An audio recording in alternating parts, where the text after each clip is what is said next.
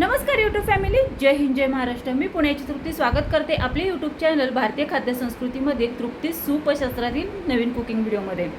भाजी भाकरीच्या काठेवाडी पद्धतीतील थाळीतील दोन भाज्या आज आपण पाहणार आहोत। या थाळीतील या काठेवाडी पद्धतीच्या दोनही भाज्या तुम्हाला शिकायच्या असतील आणि याचा स्वाद घ्यायचा असेल तर हा व्हिडिओ तुम्ही संपूर्ण पहा।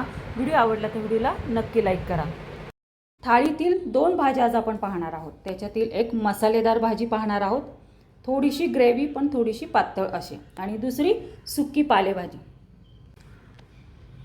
काठेवाडी पद्धतीने छान हिरवं वांग करणार आहोत, तर त्यासाठी लागणारं साहित्य सांगते।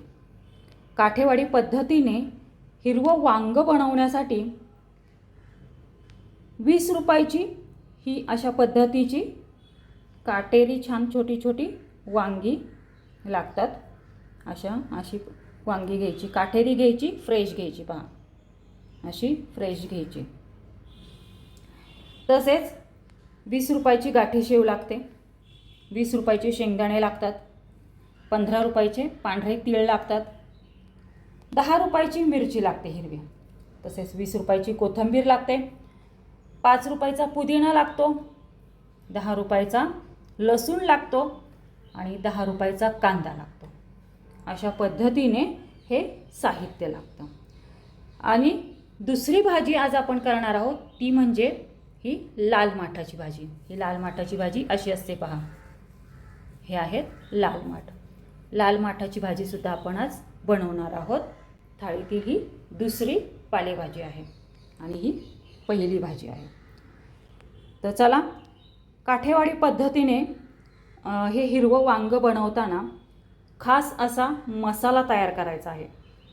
तर आता आपल्याला काय करायचं आहे, कांदा वगळला तर हे संपूर्ण साहित्य आहे, म्हणजे लसूण, पुदिना, कोथिंबीर, हिरवी मिरची, ही गाठी शेव, शेंगदाणे आणि पांढरे तीळ, हे आपल्याला संपूर्ण एकत्रित असं हे मिक्सरला फिरवून घ्यायचं आहे। पाटा असेल तर पाटावर वंट्यावरती तुम्ही वाटू शकता। तर चला, प्रथमतः हा मी मसाला तयार करून घेते सगळा। मिक्सरचं भांडं घेतलेलं आहे। मिक्सरच्या भांड्यामध्ये गाठी शेव, शेंगदाणे, हिरवी मिरची, कोथिंबीर, पुदिना, स्वच्छ लसूण, पांढरे तीळ या वाटणामध्ये एक थेंबरही पाणी न घालता अशा पद्धतीने काठियावाडी पद्धतीचं हिरवं वाटण तयार केलं। आता यामध्ये जो बारीक चिरलेला कांदा आहे तो यामध्ये मिक्सअप करून घ्यायचा आहे। असा संपूर्ण हा कांदा या काठियावाडी पद्धतीच्या वाटणामध्ये मिक्स करून घ्यायचा आहे। आता यामध्ये आपण 1/4 चमचा हळद घातली, 1/4 चमचा मीठ घातलं आणि संपूर्णपणे मीठ आणि हळद या हिरव्या वाटणामध्ये मिक्स करून घेतलं। हे हिरवं वाटण दोनही भाज्यांना आपण वापरणार आहोत, म्हणजे सुक्या भाजीला पण आणि मसाले भाजीला पण। आता एक पातेलं घ्यायचं आणि त्या पातेल्यामध्ये पाणी घ्यायचं आणि ही वांगी या पातेल्यामध्ये घालायची। स्वच्छ 2 ते 3 पाण्याने ही वांगी धुवून घ्यायची। पहिले गॅसवरती आपण कढई ठेवली आणि गॅस सुरू केला। कढई तापल्यावरती गॅसची फ्लेम ही लो टू मीडियम केली आणि यामध्ये 4 चमचे तेल घातलं। शेंगदाण्याचं तेल घालायचं आहे। काठेवाडी पद्धतीची ज्या पण भाज्या आपण करतो त्यामध्ये शेंगदाण्याचं तेलाचा वापर करतात, म्हणून आपण इथे शेंगदाण्याचं तेल घातलेलं आहे। फोडणीला जिरं घातलं आणि हा जो काठेवाडी पद्धतीचा मसाला आहे तो या तेलामध्ये फोडणीला घातला आणि चांगला असा थोडं पाणी घालून ही मसाला ग्रेव्ही चांगली या तेलामध्ये परतून घेतली। हा मसाला संपूर्ण परतून झाला की सुक्या भाजीसाठी सुद्धा ह्याच्यातला मसाला आपण साईडला काढून ठेवणार आहोत। अर्धा 1 सेकंदभर आपण हा मसाला परतून घेतला। आता ही जी पाण्यात ठेवलेली हिरवी वांगी आहेत ती अशी कापून घ्यायची आहेत।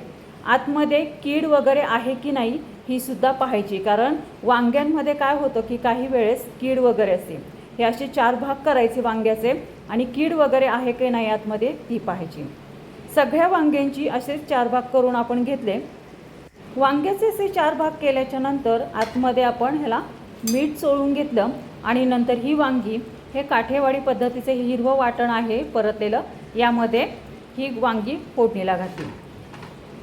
वांगी मसाला ग्रेव्हीमध्ये फोडणीला घातल्यानंतर वांगी जोपर्यंत थोडीशी अशी ब्राउनिश होत नाही, अशा पद्धतीने कलर येत नाही वांग्याला, तोपर्यंत ही वांगी या हिरव्या मसाल्यामध्ये परतून घ्यायची. आणि नंतर यामध्ये गरम पाणी घालायचं. गरमच पाणी घालायचे, गार पाणी थंड घालायचं नाही. जर गार पाणी घातलं तर त्याची चव इथे बिघडते. आता वांग्यावरती झाकण ठेवून वांगी 10 मिनटं लो टू मिडियम गॅस फ्लेमवरती शिजून द्यायची. वांगी एकीकडे शिजतात आहे तोपर्यंत दुसरीकडे आपण आता प्लेटमधली थाळीमधली दुसरी काठियावाडी पद्धतीची भाजी करत आहोत. ती म्हणजे लाल माठाची सुकी पालेभाजी. आता ही लाल माठाची सुकी पालेभाजी काठियावाडी पद्धतीने बनवताना काय करायचं, प्रथमतः अशा पद्धतीने ही बारीक अशी चिरून घ्यायची. बारीक चिरल्यानंतर छान स्वच्छ 2 ते 3 पाण्याने धुवून घ्यायची. 2 ते 3 पाण्याने स्वच्छ धुवून घेतल्यानंतर कढई गॅसवरती ठेवायची. गॅस सुरू करायचा. कढई तापली की गॅस एकदम मंद करायचा आणि त्यामध्ये फोडणीला जिरं घालायचं. आणि जो आपण हिरवं वाटण वाटलेलं आहे काठियावाडी पद्धतीचं, हे हिरवं वाटण या तेलामध्ये फोडणीला घालायचं आणि अर्धा सेकंदभर या तेलामध्ये हे वाटण परतून घ्यायचं. अर्धा सेकंदभर हे वाटण या तेलामध्ये परतल्यानंतर यामध्ये ही राजगिऱ्याची स्वच्छ निवडून धुवून घेतलेली भाजी यामध्ये फोडणीला घालायची. इथे दोन्ही भाज्यांना आपण शेंगदाण्याचं तेल वापरलेलं आहे, सनफ्लॉवर ऑइल अजिबात वापरलेलं नाही आहे. लाल माठाची भाजी आपण फोडणीला घातली. आता चवीसाठी याच्यामध्ये वरतून मीठ घालायचं आणि भाजी ही चांगली एक अर्धा सेकंदवर परतून घ्यायची. नंतर ह्याच्यावरती झाकण ठेवायचं आणि 5 मिनिटं वाफेवरती ही भाजी शिजून द्यायची. भाजी परतून झालेली आहे. आता याच्यावरती झाकण ठेवून 5 मिनिटं हिला मंद गॅसवरती शिजून द्यायची. दुसरीकडे आपलं वांगंसुद्धा आपण पाहत आहोत की वांगं शिजलंय की नाही. आता वांग्यावरचं झाकण काढायचं. मस्त अशी आपली काठेवाडी पद्धतीने ही हिरवी वांगी आपली छान शिजलेली आहेत, तयार झालेली आहेत. आता इथे गॅस बंद करून या वांग्यांवरती झाकण ठेवलं आणि दुसरीकडे ही लाल माठाची जी भाजी आहे काठेवाडी पद्धतीने बनवलेली, त्याच्यावरती सुद्धा झाकण काढलं, थोडीशी परतली आणि गॅस तो पण बंद केला. अशा पद्धतीने या दोनही भाज्या आपण तयार केलेल्या आहेत. आता सर्व करायला घेत आहोत. काठेवाडी पद्धतीच्या या दोनही भाज्या भाकरीसोबत इतक्या उत्कृष्ट लागतात. एकतर ज्वारीची भाकरी किंवा एकतर बाजरीची भाकरी, दोन्हीपैकी कोणत्याही भाकरीसोबत ह्या दोन्ही भाज्या तुम्ही सर्व करू शकता. इथे मी ज्वारीची भाकरीसोबत ह्या दोन्ही भाज्या सर्व केलेल्या आहेत.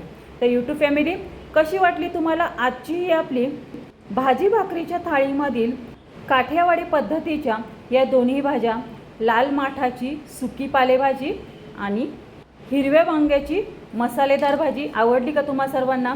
आवडली असल्यास नक्की अशा पद्धतीने तुम्ही करून पहा. तुम्ही याचा स्वाद घ्या आणि घरातल्यांना ह्याचा स्वाद घ्यायला द्या. भेटूयात आपण अशाच नाविन्यपूर्ण योग्य प्रमाणबद्ध अशा भारतीय खाद्यसंस्कृतीमधील पदार्थासोबत तृप्तीस उपशास्त्रातील नवीन कुकिंग व्हिडिओमध्ये. तोपर्यंत सर्वांनी तब्येतीची काळजी घ्या, मस्त खा आणि स्वस्थ राहा. धन्यवाद. Have a good day.